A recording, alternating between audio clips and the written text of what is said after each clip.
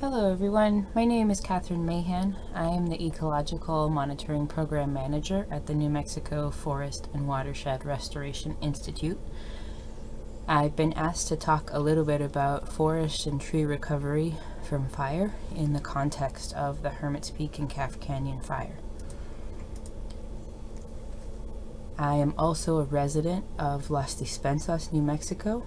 My family and I were also impacted by this fire. You can see the little black X in the Hermit's Peak fire perimeter. That's where our house was. That beautiful view of Hermit's Peak is just down the road from where we live. The photo on the left is my daughter and I working in the woods. And the photo there in the center is of my husband when we were building our house. My job is with the New Mexico Forest and Watershed Restoration Institute. We are one of 3 Southwest Ecological Restoration Institutes. We were created by Congress in 2004 in response to the large wildfires that were seen across the Southwest in the late 90s and early 2000s. We are located at New Mexico Highlands University in Las Vegas. Our sister organization in Colorado is located in Fort Collins at Colorado State, and our sister in Arizona is located at Northern Arizona University in Flagstaff.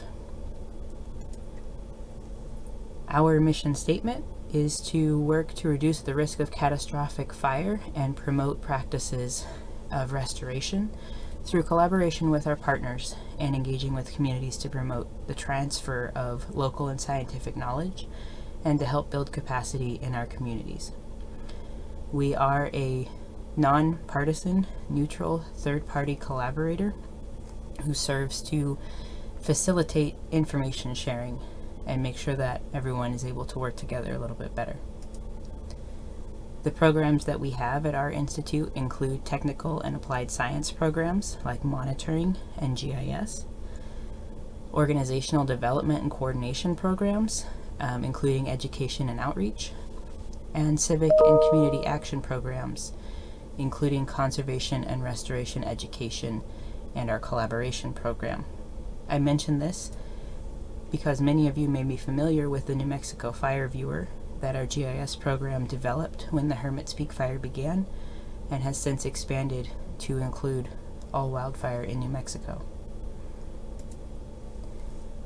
Many of our staff at the Institute are local, are from this area.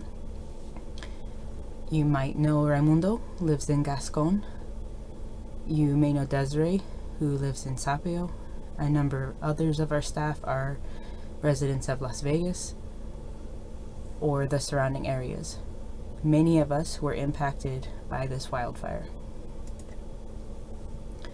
These are some of our key partners as an organization.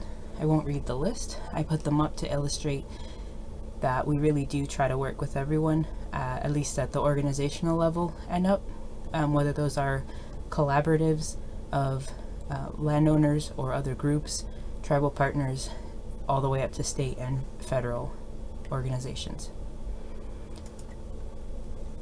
My job at the Institute is in ecological monitoring. What we do in ecological monitoring is go out to locations around the state and assess vegetation health. Right now we have over 300 project areas. Those are the red in the map that cover over 63,000 acres. On those 300 project areas, we have nearly 2,400 monitoring plots, and we revisit those at regular intervals to learn what we can about how the vegetation is responding to mechanical treatments such as thinning, prescribed fire, wildfire, or other things that are happening. This is important for the adaptive management loop that you see in the diagram on the left. Adaptive management, most simply, is learning from experience. And the monitoring data that we're able to collect on these sites provide critical feedback to managers, whether they are private land, public, state land, tribal, whatever the management might be, to help make more informed, more effective management choices in the future. Some of the things that we monitor on the ground include canopy cover, understory cover, ground cover, the amount of surface fuels on the ground, and information about the stand structure of the forest. So things like how many trees are out there, how big they are, what species they are, their health, and their height above ground, which gives us information about fire behavior. The reason that we do this work is to better understand at the ground level the impact of treatments or wildfire. For example, you can see in these images pre-treatment, immediate post-treatment, and 5 years post-treatment. These were taken in the 2810 Las Vegas Watershed Collaborative Forest Restoration Program project, which is in, well, just above Las Despensas in the Santa Fe National Forest, near where the Hermit's Peak fire started. The black and white dots are some of our monitoring plots, and you can see at the larger scale what that treatment impact looks like, and then we'll zoom in and see what this looks like on the ground. So this is a pre-treatment image that was taken at one of our monitoring plots here. If you can keep your eye on that blue dot, now we're looking at 5 years post-treatment. So being able to quantify this change on the landscape and understand what it means for treatment effectiveness, health, and now in the context of this fire, for treatment effectiveness in the face of wildfire and climate change is really what I do at the Institute. Some of the other things that I'm going to speak about are a little bit beyond what I do every day, but I have a really good network of colleagues, particularly our partners in Colorado and Arizona, who have gotten me some information that I would like to be able to share with you.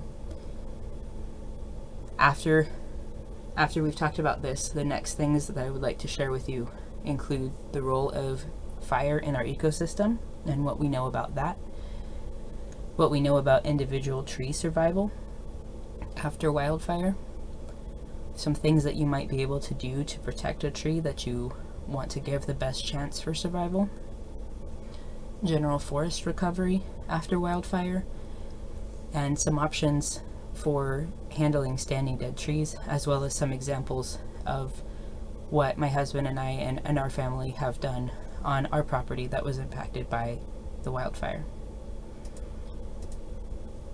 So to talk about fire in our ecosystem, I want to make clear what ecosystems and forest types I'm talking about. This is imagery from May 21st, where the colors represent the different vegetative types that were burned in this fire. Some of the most common vegetative types that were impacted include the ponderosa pine and what we call dry mixed conifer. So that's mostly what I will talk about when I'm talking about individual tree recovery as well as forest recovery. This is a graphic from our sister organization, the Colorado Forest Restoration Institute at CSU, and it was designed for Colorado, but it is helpful for thinking about New Mexico. What we know about fire in different forest types is that it behaves differently. We can look at the tree ring records to understand how fire historically moved through these forests, how often, how severe, that sort of thing. We know that in ponderosa pine, fire moved through fairly frequently, as frequently as every 2 years to every 26 years or so. Ponderosa pine, you might notice, has fire-resistant bark, that really thick bark. It can be up to 3 inches thick. What you're looking at in this diagram is a 700-year fire history that was built in the Santa Fe Municipal Watershed by Ellis Margolis and partners. And each one of these little black ticks represents a fire that was recorded in the tree ring record. What we can see in that red box on the right is that in the last 100 to 150 years, there are a lot fewer ticks. There are a number of reasons for that, but a lot of the fire suppression policies that were put into place in the mid to late 1800s were very effective at changing the natural historic fire regime and limiting the number of fires that the trees in our forest saw. And we'll see in just a second what that means. This is another graphic from the Colorado Forest Restoration Institute. The important thing to look at here are those images there on the bottom. So in historical fire regime, when the fire is coming through frequently, you might notice that the fire return interval in this graphic is a little bit different than what I just cited. The 2 to 26 year interval is coming out of some research that was done in New Mexico and Arizona. The information for this graphic that they prepared was in Colorado, but the same idea applies. It's just a little bit different with the numbers. So in the historic fire regime, you would have fire coming through frequently that would take out groups of smaller trees, and you would have those larger, mature, fire-resistant trees remaining to produce seed and drop that seed onto the bare soil, germinate new trees. What we've seen recently with the fire suppression policies is that when the fire doesn't come through, those smaller trees grow up, become mature. There are more trees in the forest, they're more densely packed, and when a fire comes through, there are ladder fuels that allow that fire to get up into the crown, to kill more of the forest, and to have more of a high severity impact on that forest. Same thing when we're looking at mixed conifer, which is when you start to see Douglas fir and ponderosa pine growing together, typically a little bit higher elevation. Not always. Going up towards Rosiata, Gascon, we see more of the Douglas fir, the dry mixed conifer.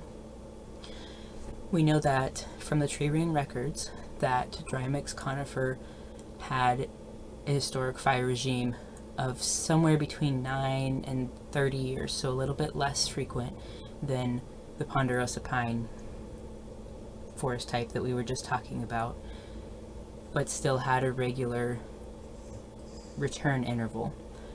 We know that the fire suppression policies that affected ponderosa pine have also affected dry mixed conifer.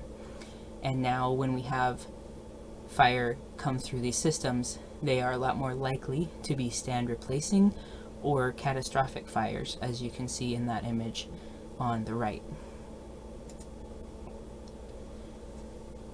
Talk just a second about the survival of individual trees after fire.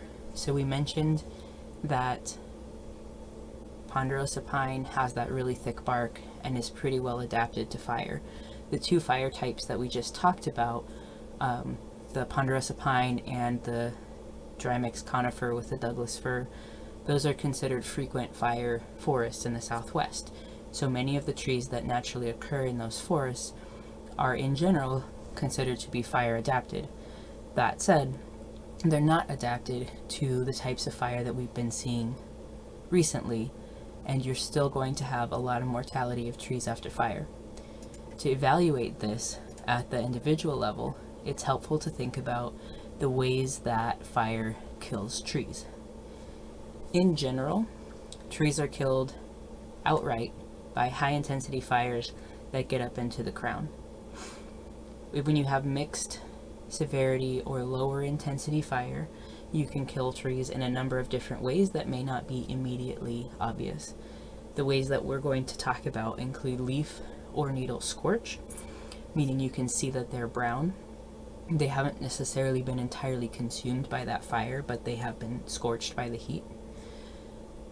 Trees can be killed by root damage, by damage to the trunk or branches, by damage to the inner tissue, the cambium, or by damage to the buds where the new growth occurs.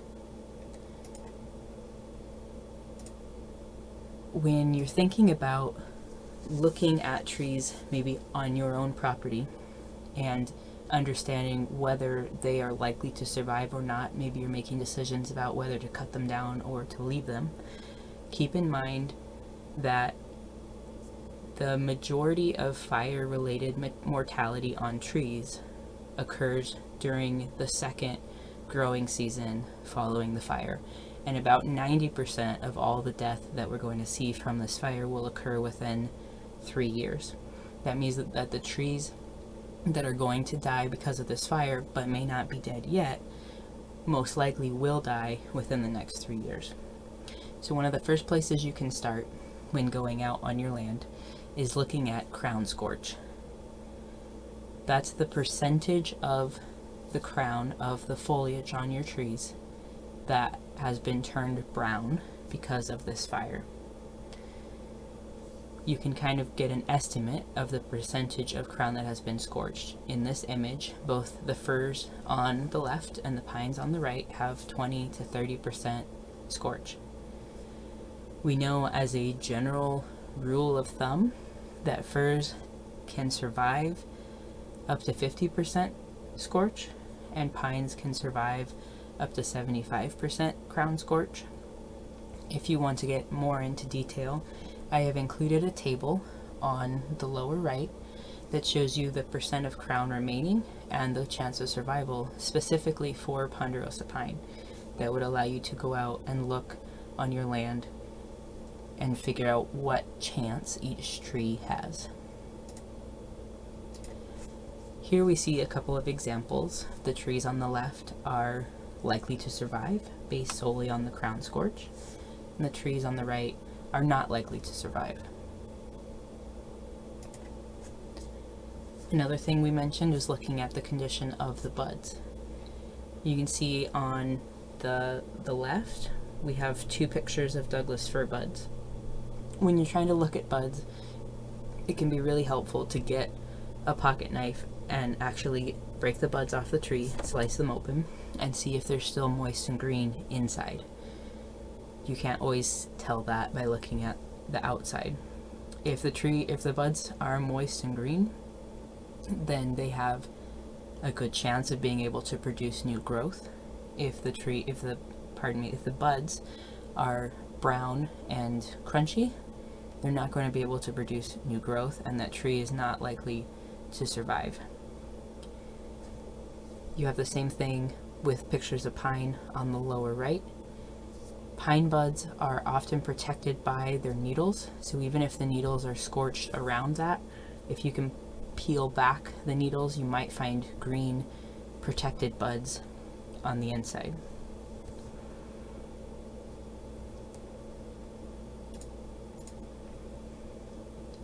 When you want to look at the bark, you'll see 4 yellow arrows here, suggesting that when you check bark of a tree, you need to check in more than one location. Trees can be girdled by heat the same way that they could be girdled mechanically. So a tree that's had fire burn all the way around it is in worse shape than a tree where the flames maybe went up just one side. So you can use a pocket knife or a hatchet or another tool depending on the type of tree and how big the tree is to get all the way down to that inner bark layer and look and see if it's still moist and cream colored or light green depending on the type of tree that you're looking at, which would tell you that it's still alive.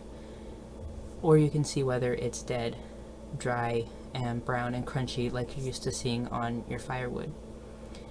If you check in 4 locations around that tree and the inner bark is dead in more than 2 of those locations, the tree is likely to die.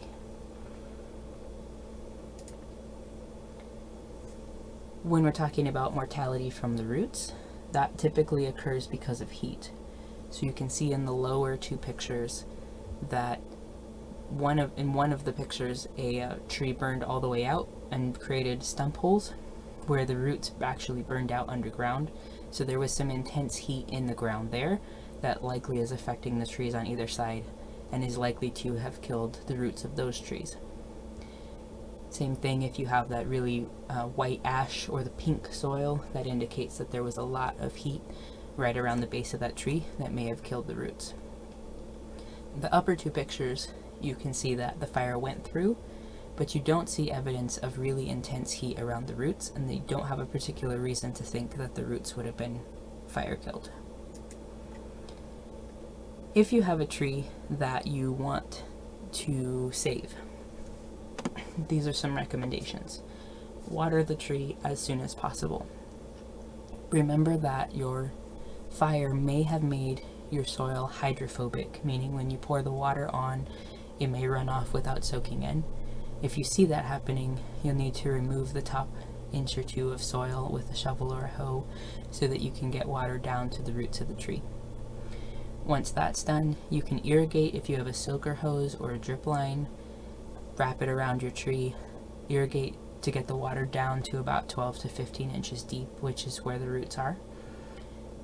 Usually that, if you leave a hose running, a soaker hose running for about an hour, that should get the water down that deep. Then you can go back and move your soaker hose out a little bit and repeat and repeat and repeat until you've gotten all the way out to the drip line of your tree. It's also recommended that you lightly mulch around where you have watered and crimp the mulch in, which is using a shovel to push it into the ground just a little bit so that the wind doesn't blow it away. If you have a tree that's been defoliated by the fire, you might want to consider protecting your tree from sunburn. That would be protecting the bark. You can do that using cloth or flexible cardboard to wrap your tree, or you could use a water-based white paint. If you use cloth or cardboard to make a wrap, be aware that you'll have to go back every few months and loosen that to allow your tree to continue growing.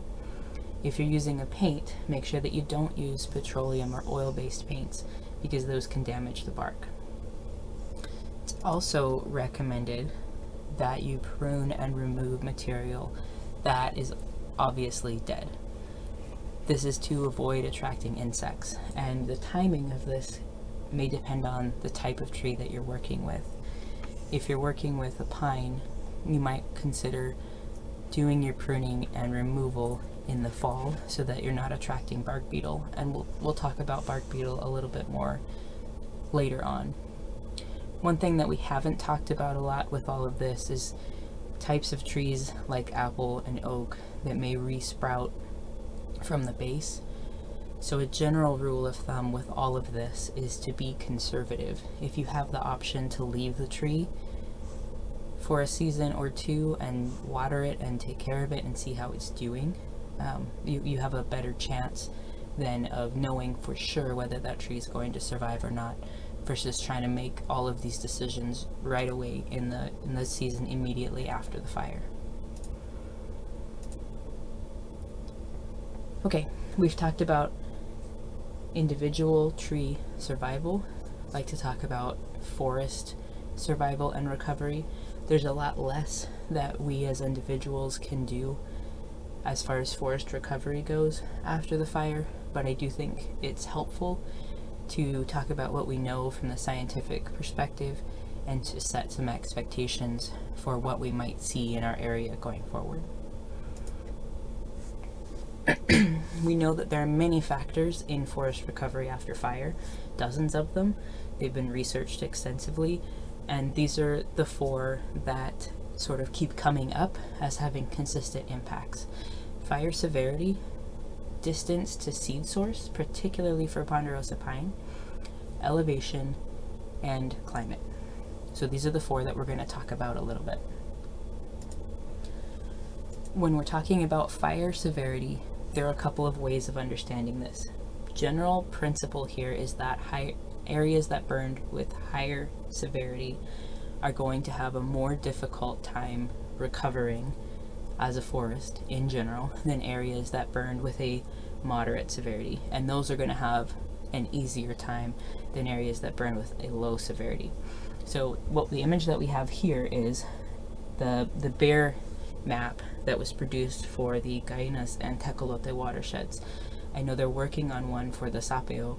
Right now we don't have that out, but the red areas would be the higher intensity burned areas, the yellow would be the moderate, and the green would be the low intensity. Keep in mind that the bear teams are looking at soil burn severity, and they start off with a set of satellite images, and then they go out and ground truth them. But they aren't looking at impacts on vegetation. They're specifically looking at soil. Another way to assess burn severity, if you have access to your land, is to go out and look. So I'm going to show a couple of before and after images that highlight high severity and moderate severity burns. So this is a before image on one of our monitoring plots. This is an after. This is a high severity burn. You can see that all of the trees are dead. Very few of the trees have any needles left, even brown needles. The ground is pretty much bare, and what you do see on the ground as far as needles are needles that have likely blown in from other trees elsewhere. So it's going to be really difficult for the forest as a whole to recover in this area based solely on burn severity. This next image, we're going to look at a moderate severity burn. So this is the before image, and this is our after image. You can see on the trees closest to you exactly where the char height stops on those trees. They aren't black all the way up. You can see on the trees that have needles where the green needles start. You can see that they're not brown all the way up to the top. There's still oak and things growing in the understory, and there's still some cover on the ground. It wasn't completely burned away. There's still some logs on the ground in some places. So recovery here is going to be easier than in that photo that we just looked at. Okay, distance from seed source. What we're talking about there is the distance of a burned area from live cone producing ponderosa pine in this case. You can see in the image that ponderosa pine has pretty large seeds, and they really depend on having the large mature trees there to drop those large seeds onto the ground so that the new trees can germinate. They're not great at getting their seeds dispersed by wind or by animals like some other plants are. When you get more than 150 to 300 feet away from an alive cone producing tree, your natural regeneration drops significantly. So if you have areas on your property that are larger than that and further away from live trees than that, you may want to consider planting, because your chances of natural regeneration of ponderosa pine in those areas is pretty low. It's also important to just keep in mind that most pines don't develop cones every year. They typically require 2 seasons to mature. Cones typically mature and release those seeds in late summer and early fall. So it may take a couple of years even to see natural regeneration, even if you're within that 150 to 300 foot area. We mentioned elevation as a factor. General principle here for ponderosa pine is that ponderosa pine at the lower elevation, where it is drier, hotter, starts to intergrade with pinyon juniper, will have a harder time recovering as a ponderosa pine forest after a fire than the higher elevation ponderosa pine, where it might start to intergrade with the dry mix conifer. The reason for that has a lot to do with climate change and what we're seeing, as well as the image that you can see here on the screen. But the lower elevations, and again, aspect also has a lot to do with it, but typically lower elevations are hotter and drier, particularly with drought stress and other stresses. It's more difficult for the seedlings to become established in those areas than in those higher elevations, maybe the more northern aspects where things are a little bit cooler and wetter and easier to get started. I've included some general guidelines on the elevations for the different forest types that we have, and this general rule that it is easier to recover in the higher elevation range of that forest type applies to most of these. The elevational range is not always the most helpful way of determining what forest type you're in, because the aspect and other factors can affect that. It just gives you an idea. When you start seeing one forest type intergrade with another or mix with another, you're probably at one end or the other of that elevational range. When we're talking about climate, what I specifically wanted to talk about, I think everybody knows that drought, hotter, drier climates are going to make forest recovery in general more difficult. I wanted to talk specifically about forest type conversion, which, when we're thinking about ponderosa pine locally, all of us have seen areas like the Strike Valleys by Sapello, like Cerro de la Cruz, that were ponderosa pine that have burned and now are only oak. One of the reasons that happens in a fire is that after a fire, Gamble oak has fire-resistant roots and can sprout fairly quickly. Ponderosa pine has to regenerate from seed.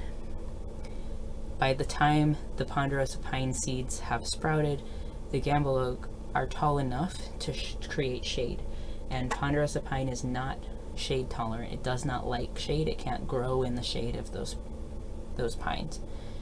So at that point, it's very hard for the pines to compete with the oak and grow up through them.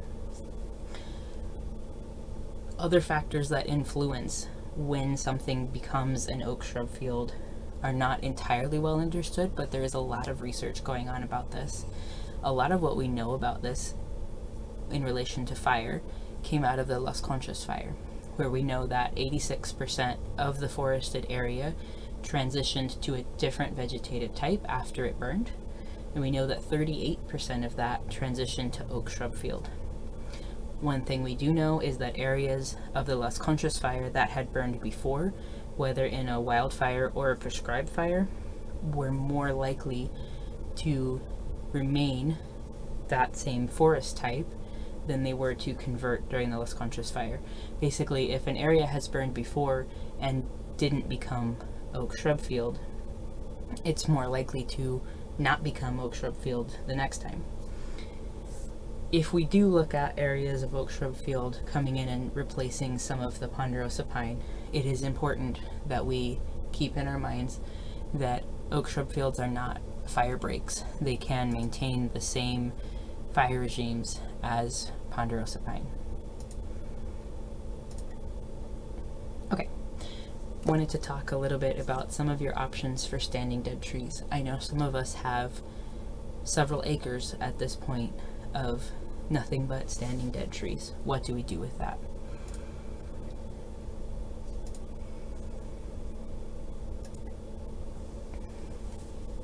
If you are thinking about reasons to leave your trees standing, you might think about wildlife habitat, the fact that those trees do provide some amount of cover and shade, and that when they decompose, they will provide soil nutrients.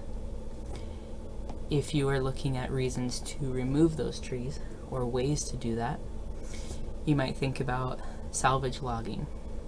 Some of the trees, depending on how severely your site burned, may still have commercial value. It might be worth asking a local logger to come out and look if they are interested and seeing if there are any of those trees that can be harvested.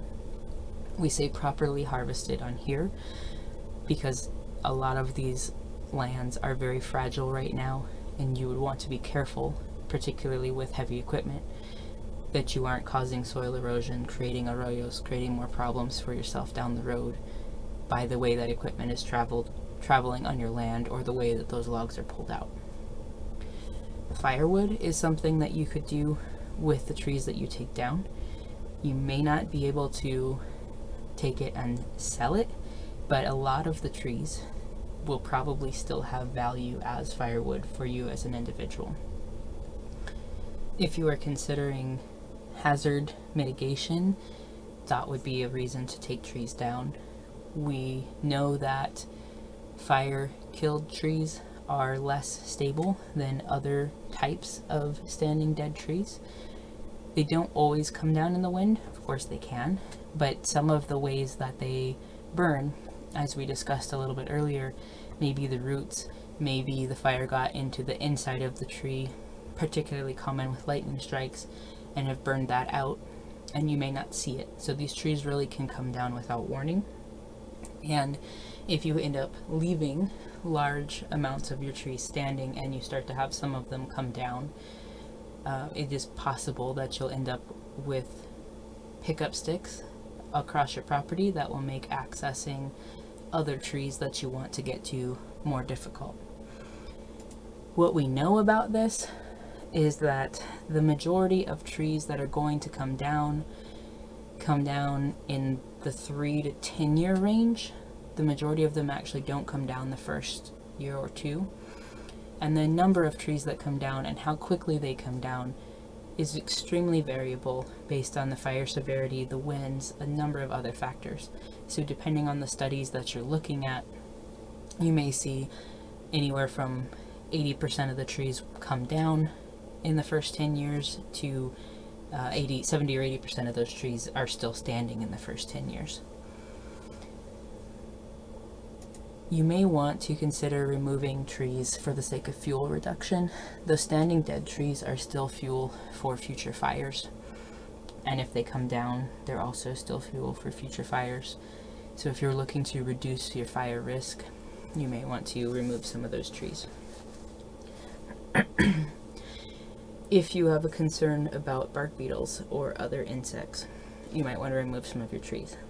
I have a picture here of a tree that has most likely been infested with bark beetles. Bark beetles live in the bark, that's their food, that's where a lot of their life cycle happens. And they, in a healthy tree, they are expelled by pitch tubes. So they'll start to make a hole into the tree and the tree will be able to use its sap and expel them. So if you see a healthy tree that has white pitch tubes, that typically tells you that that tree was able to gather its sap and basically push that insect out of the hole that it was trying to make.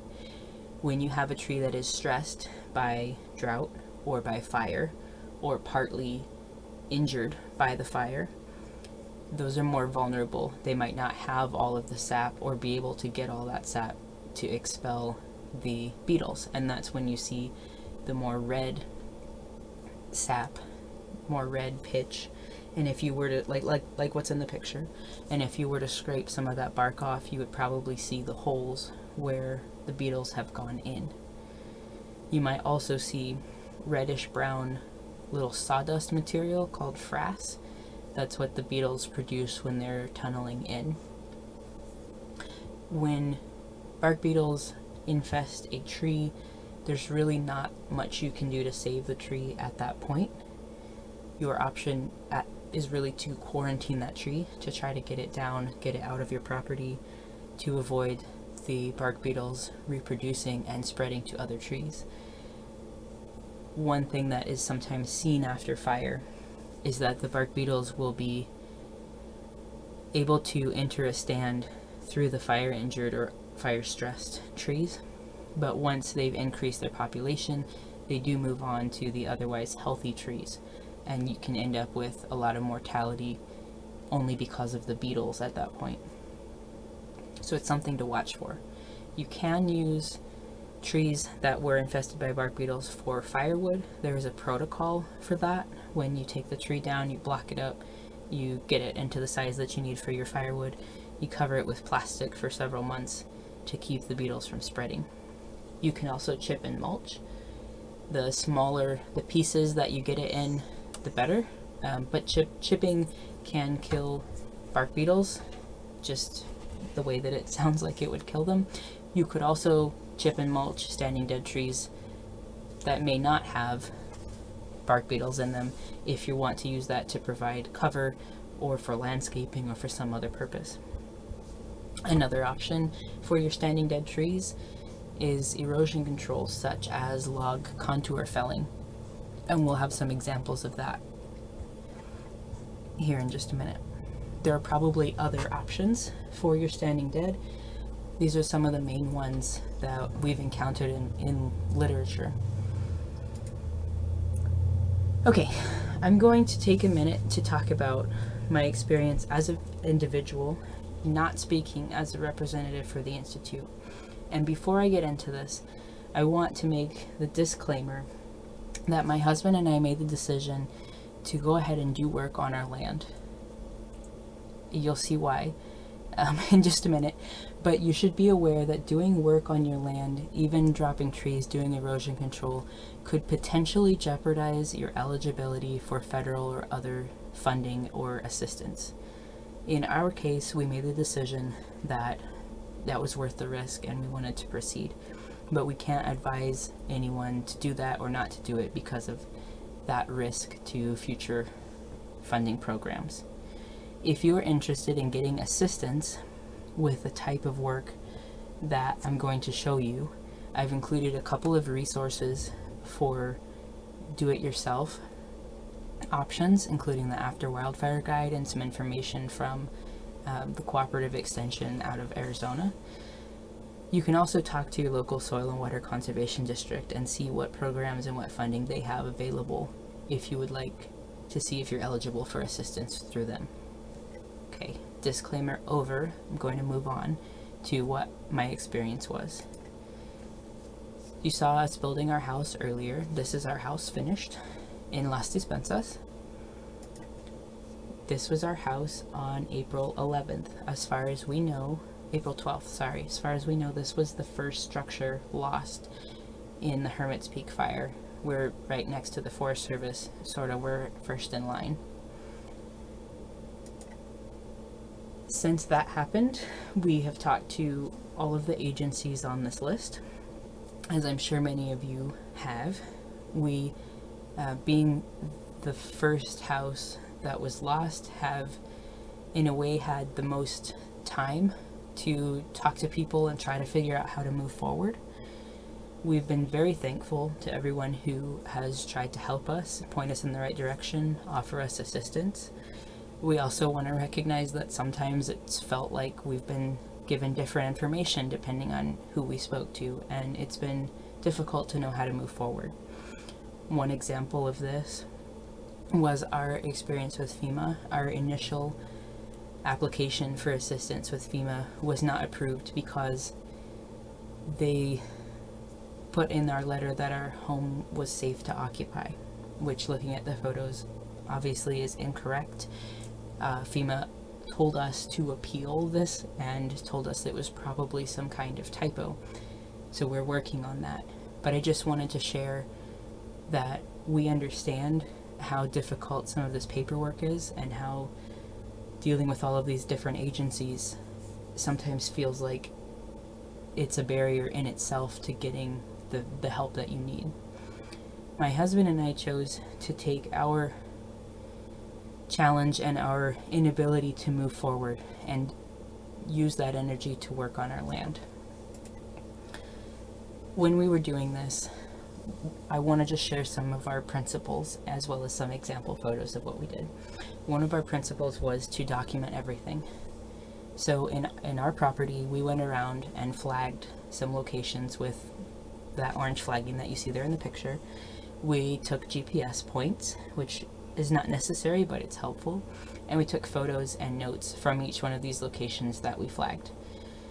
In addition to documenting things, because we don't know about what's coming with funding and assistance, that reason aside, it also helps us to evaluate whether the things that we're doing on our land to promote recovery are working, and it helps us mentally and emotionally to be able to look back at a picture that we took a few years ago and see whether things have changed and how that they've changed.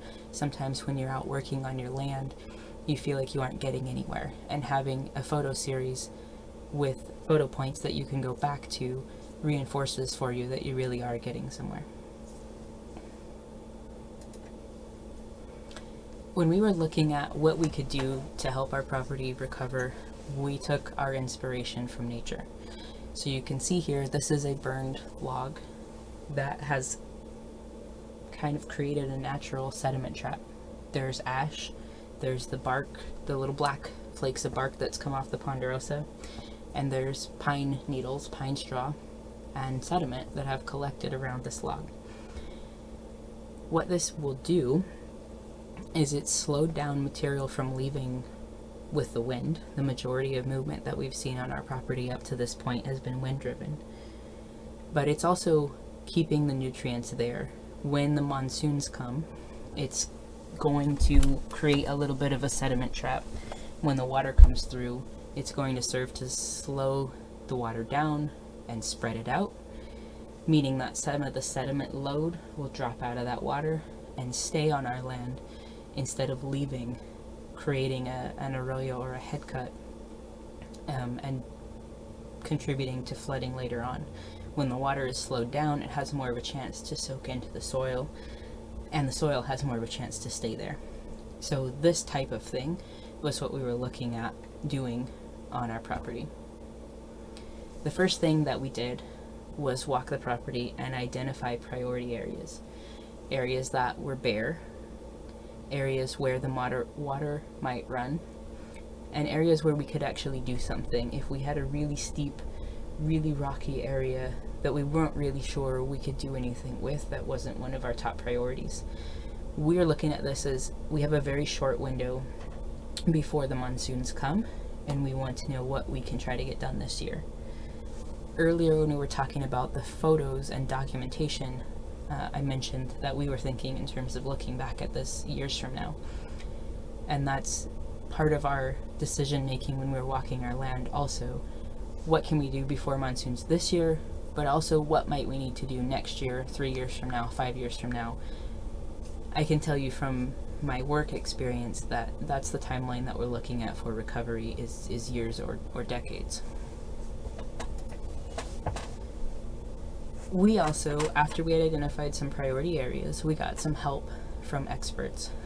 I'm very fortunate to have had colleagues who were willing to volunteer their time and come out and help me figure out where we could put structures so that they would be most effective and how to build those.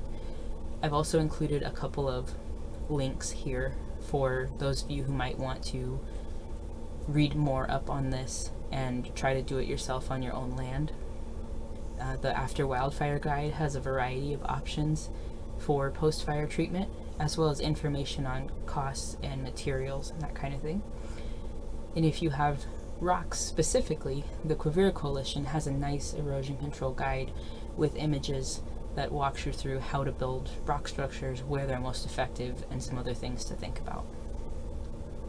This is again where, if you are interested in federal funding and those types of programs, I would recommend that you talk to your local NRCS, your Soil and Water Conservation District folks, and see if they can point you in the right direction.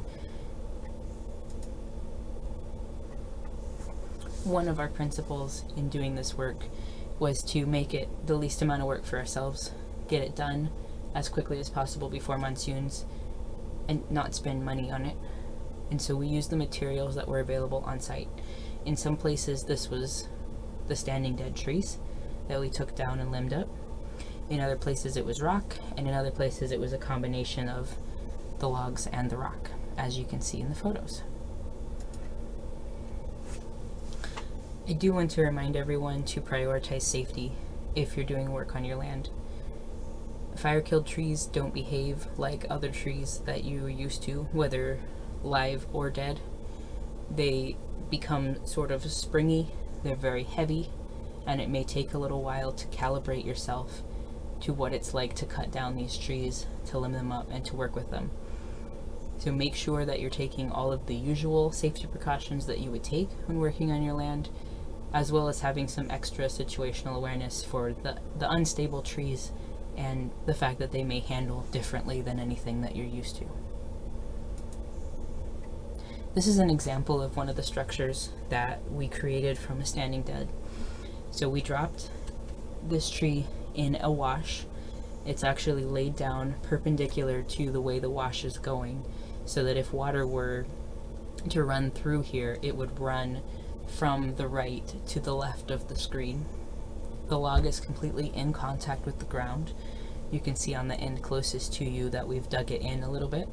We used stakes that we made from the branches of the tree to put in front of it, so that when the water comes in the monsoons, the log isn't washed away and creates damage somewhere. And then we used some of the logging slash upstream of the log to really fill in underneath and make sure that the water couldn't run underneath and blow it out, as well as to provide some ground cover. This is another example of a staked-in log across a smaller and steeper arroyo. We, in this case, used one big log, blocked another log up into smaller pieces, and we used the garden stakes that you can get at BTU. We found that those were a little bit easier to work with than the stakes that you are making from the branches. Again, because the fire-killed trees are so springy, sometimes you would try to hammer those in and your hammer would just bounce back. But if you need a no-cost or very low-cost option, it is possible to make stakes out of the branches of the trees that you've dropped. You'll also notice in this, above my dog, on both sides, you can see other log structures. So we aren't using this as the only structure in the arroyo to try to trap sediment and slow the water down and spread it out, but we're using a series of them, and they're sort of staggered, so that if water was running down this hill and hit one of them, went around the end, it would run into another one just a little bit further down. These are some log structures that are actually anchored in by other trees, by other standing dead trees. You can see that sort of in the middle of the picture. Rather than using stakes, we used other trees to lock them in, as well as rocks, and then put the logging slash upstream. And again, there's a series of these. They're staggered a little bit, which I know is kind of hard to see in this picture, so that when the water is running down, it will hit something and it will slow down as many times as possible. This is an example of an area in the meadow where we didn't have a lot of trees to work with, so we used rocks. And this is an example of using rocks at the bottom. This is a Media Luna structure, and then further up the old road, you can see that we dropped logs. We also put straw bales out just to provide ground cover. I don't know if that's going to work. That's an experiment for us, but we put the straw bales out.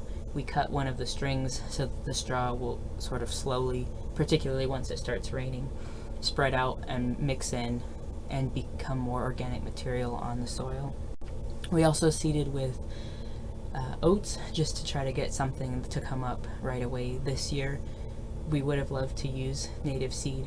It is extremely expensive. In the long run, we hope that that's something that we can do. But in the short term, we wanted to use oats because we know that they're not going to establish as an invasive species and become harmful.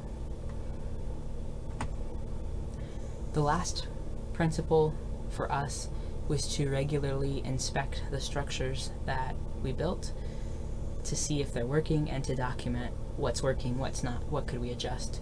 This is a single layer of rock that was laid out on a relatively flat area, and you can see just based on wind movement how some of that pine straw has started to gather there and collect against the rock structures, which for us means that it's doing something that it's supposed to do. It's working. Hopefully it'll work the same way with the water.